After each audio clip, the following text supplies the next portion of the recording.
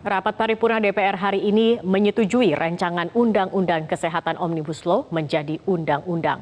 Tapi pengesahan RUU ini mengundang reaksi penolakan dari sejumlah organisasi tenaga medis dan kesehatan. Bahkan Ikatan Dokter Indonesia sudah bersiap membuat uji materi ke Mahkamah Konstitusi. Dan untuk membahas mengapa tenaga kesehatan dan medis menolak RUU Kesehatan Omnibus Law ini, sudah bergabung melalui sambungan Zoom ada Ketua Umum Persatuan Perawat Nasional Indonesia, Hari Fadila, dan anggota Komisi 9 Irma Suryani. Selamat malam Pak Harif dan juga Ibu Irma. Saya ingin ke Pak Harif terlebih dahulu. Pak Harif, PPN ini termasuk yang menolak RUU terkait kesehatan ini. Apa sebenarnya alasan menolak dari PPNI? Selamat malam Mbak, selamat malam Bu Irma. Malam.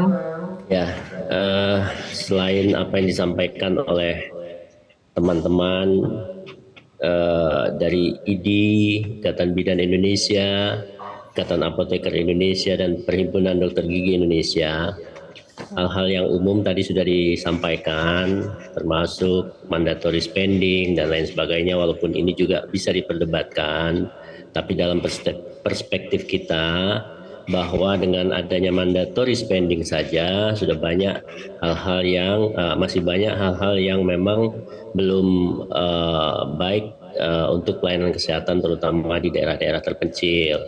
Ya, undang-undang kesehatan yang lalu itu mandatory spendingnya itu di luar gaji. Nah, kalau nanti dihilangkan, apakah pemerintah daerah itu mempunyai kepatuhan?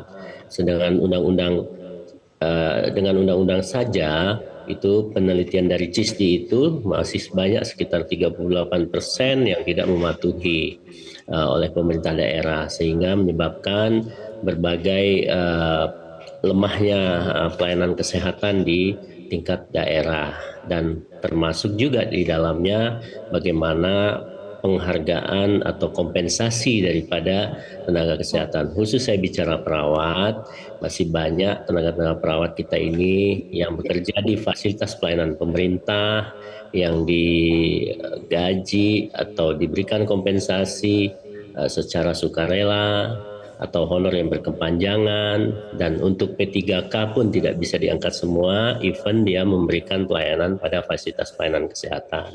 Barangkali itu perspektif kita. Jadi pasal yang paling berdampak bagi perawat ini adalah terkait dengan mandatory spending ini, Pak Harif. Enggak, yang kedua sebenarnya yang sangat-sangat kami perjuangkan dari awal secara konsisten adalah adanya pencabutan daripada Undang-Undang Nomor 38 2014 tentang keperawatan. Karena undang-undang ini kami yakini sampai hari ini adalah memberikan penguatan terhadap sistem keperawatan di Indonesia, yang memberikan penguatan kapasitas perawat Indonesia untuk bisa menjadi lebih profesional. Nah, saya ambil contoh, banyak yang dihilangkan dari undang-undang tersebut, semuanya dicabut, tapi tanpa ada satu norma pun yang dicantumkan dalam undang-undang yang baru ini ya. Saya belum tahu yang seperti apa yang baru. Misalnya pelayanan keperawatan. Undang-undang keperawatan sendiri menyebutkan pelayanan keperawatan itu, sehingga pelayanan keperawatan itu di rumah sakit, di puskesmas, di vaskes itu saat ini sudah mulai diakui. Tidak seperti sebelum undang-undang keperawatan yang lalu. Kemudian juga kewenangan perawat. Praktik perawat ada di mana saja, termasuk perawat dapat melakukan praktik mandiri, home care dan lain sebagainya. Itu semua dicabut.